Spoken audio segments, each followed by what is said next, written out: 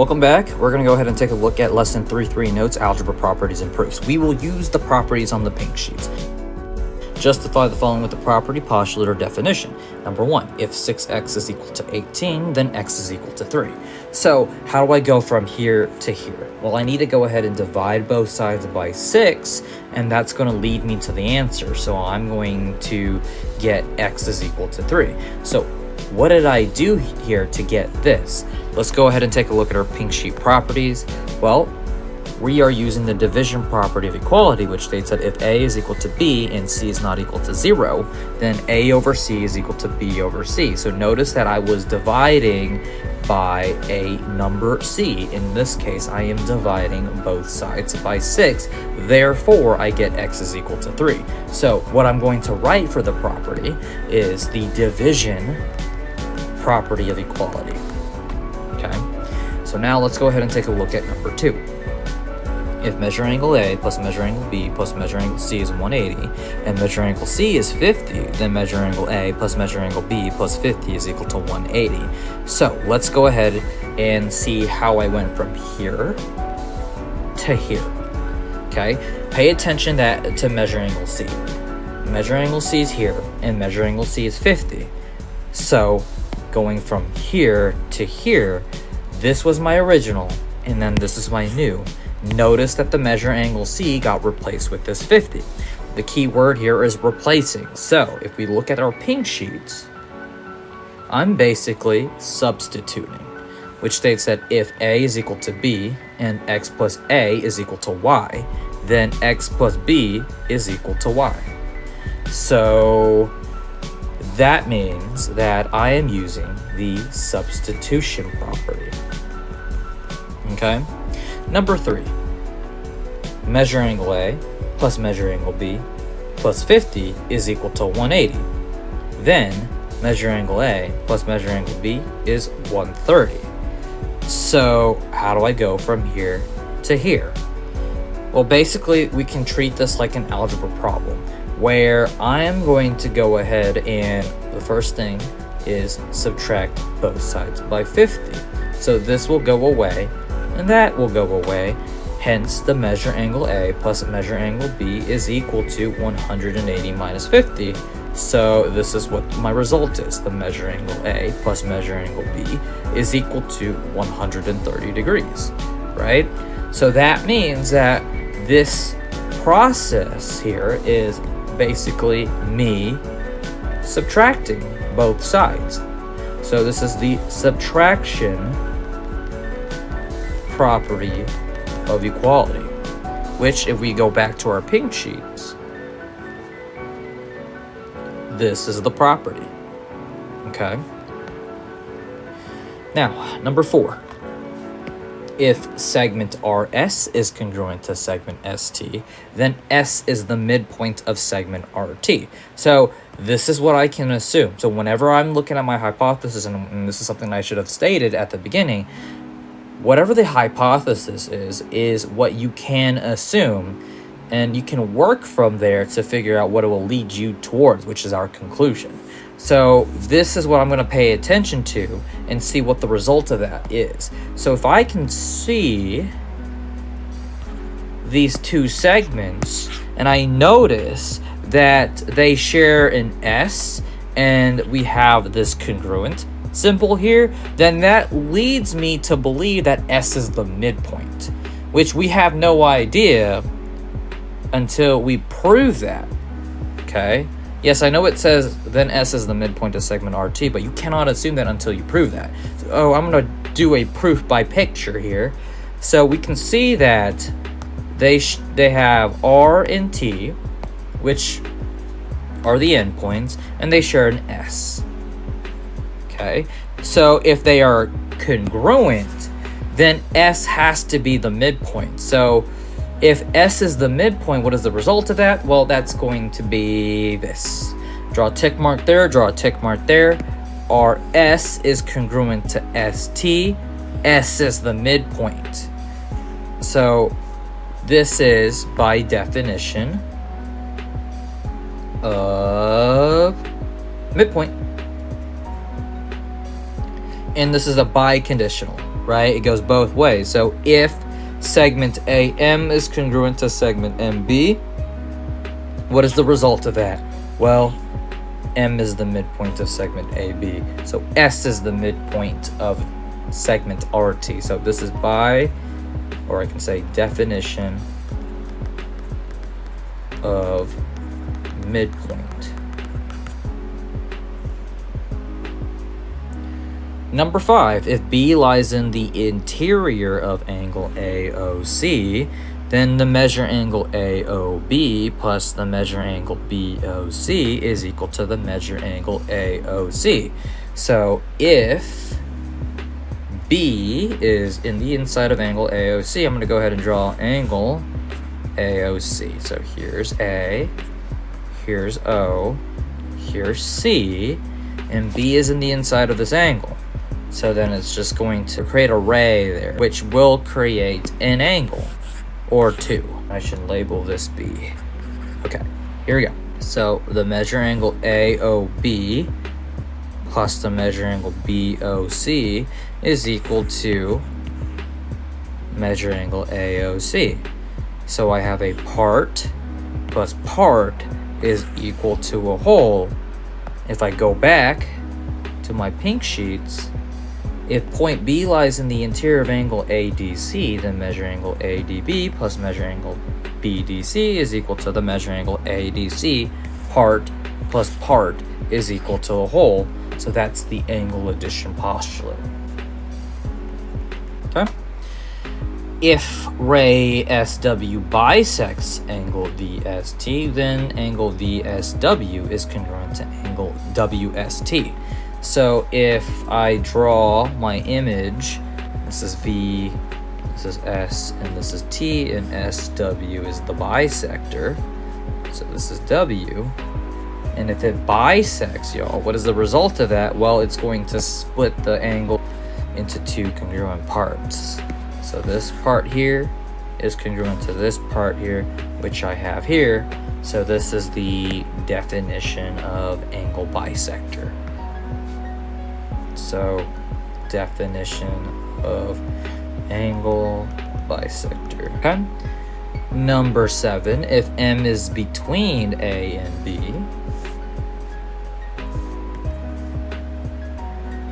then the measure AM plus the measure BMB is equal to the measure of AB. So I have a part plus part is equal to that whole thing. So this is really, since I'm dealing with segments, this is segment addition postulate.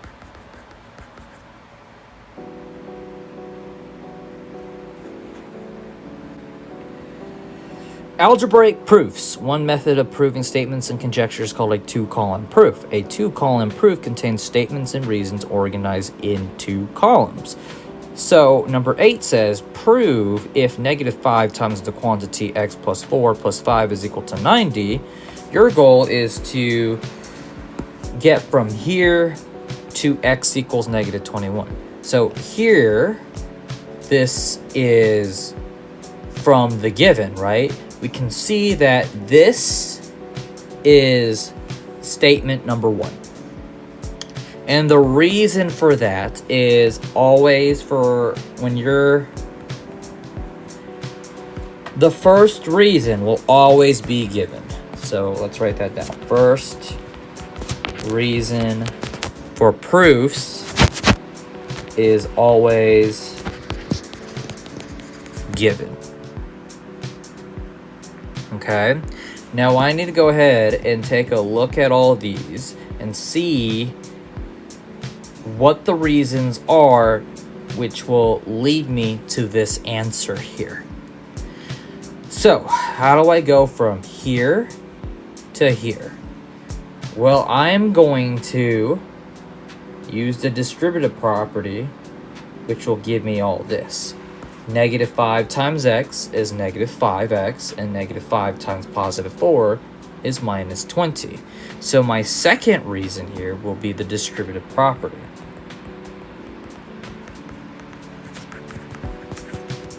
Okay? Now, I need to figure out how I'm going from here to here. And by looking at it, I can see that these are still the same, and these are still the same.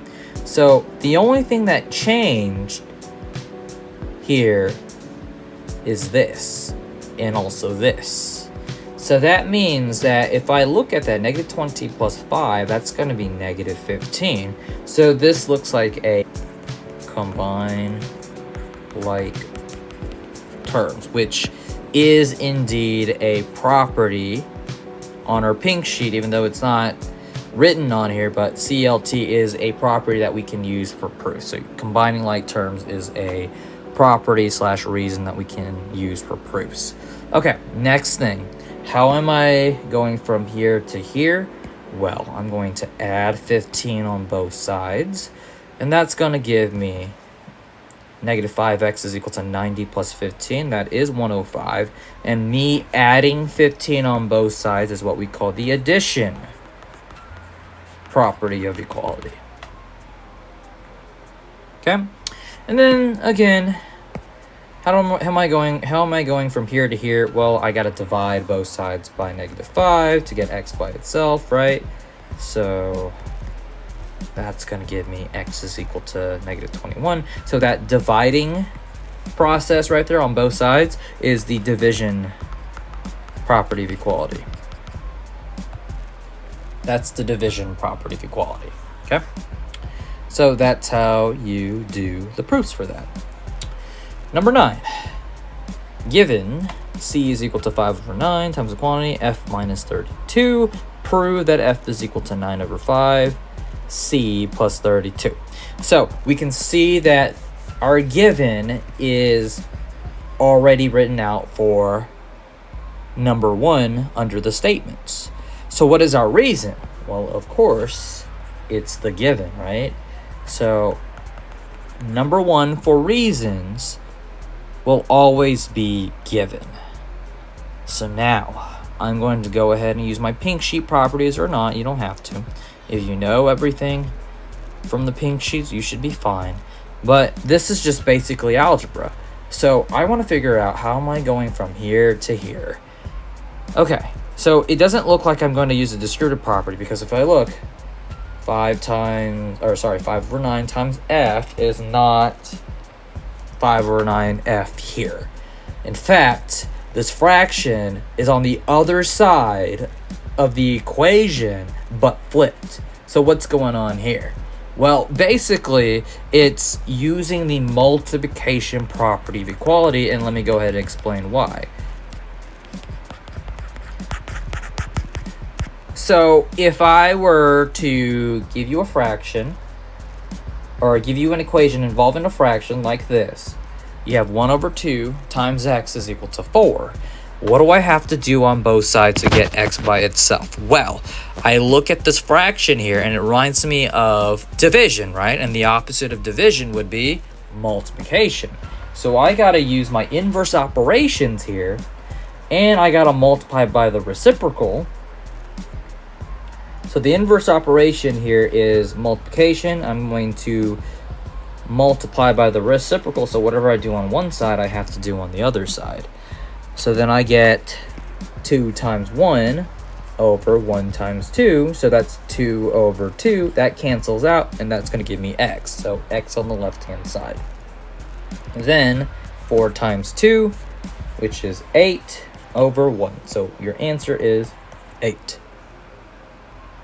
Okay, so that's me. This is me using my inverse operations. I'm multiplying both sides, and that's the multiplication property of equality. Now let me go ahead and give you something like this. If I give you something like 4 over 5x is equal to 20, what do I have to do? How do I get x by itself? Well, I need to multiply by the reciprocal.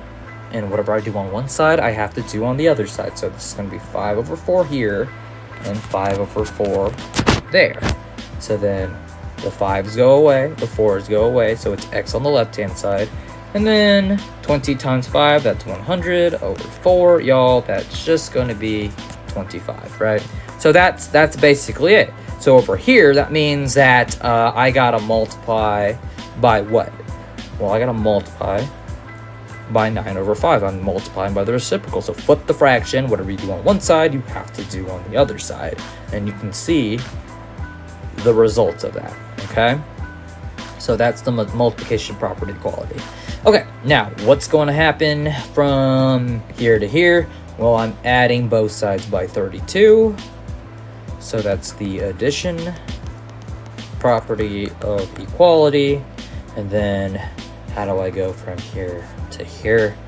I can see that this hasn't, or the expression hasn't changed. And I can see that, of course, the variable itself hasn't changed. But they swapped positions, right? They swapped. So this is basically the symmetric properties. It states that if A is equal to B, then B is equal to A.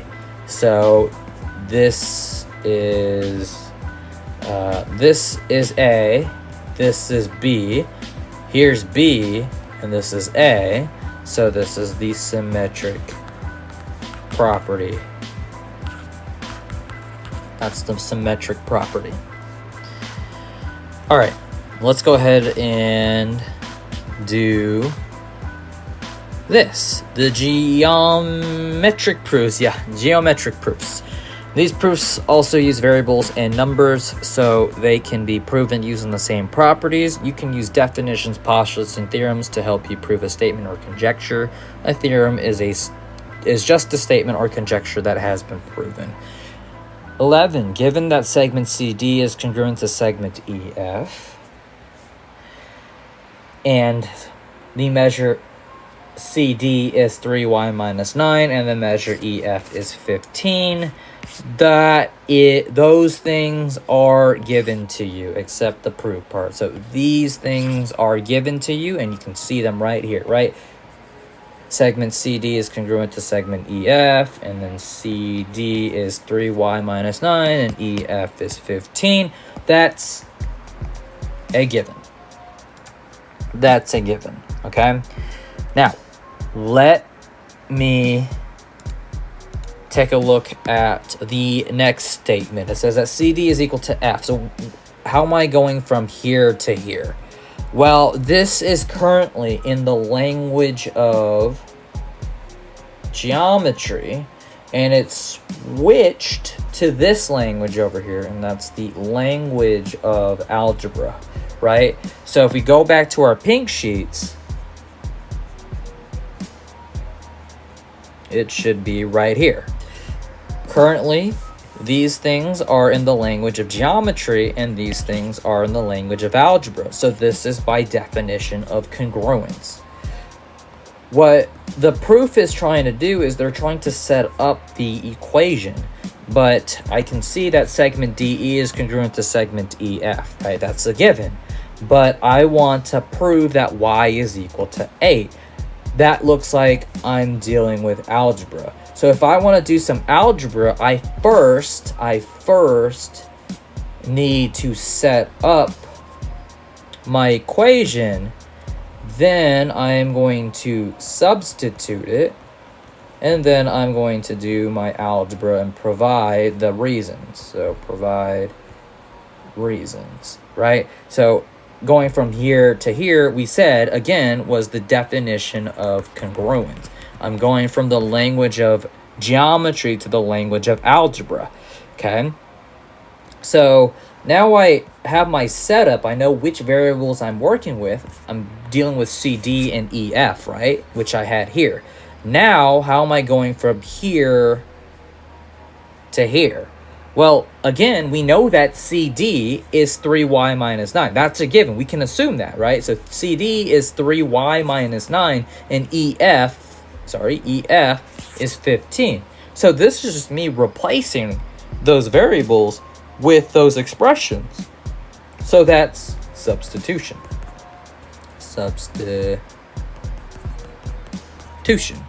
Okay? And now I'm going from here to here, and then from there to there. This looks like algebra to me. So this now looks like algebra. So I can just use those properties that we know and love. I'm going to add both sides by 9. So it gives me 3y is equal to 24. So that's the addition property of equality. And then lastly, I'm going to divide both sides by 3. And when you divide both sides by 3, you get y is equal to 8. So that's the division property of equality. And it's so important to use your pink sheets if you are not familiar with them. Is that how you spell familiar? Is it with 2 L's or 1 L? I don't know. See you later.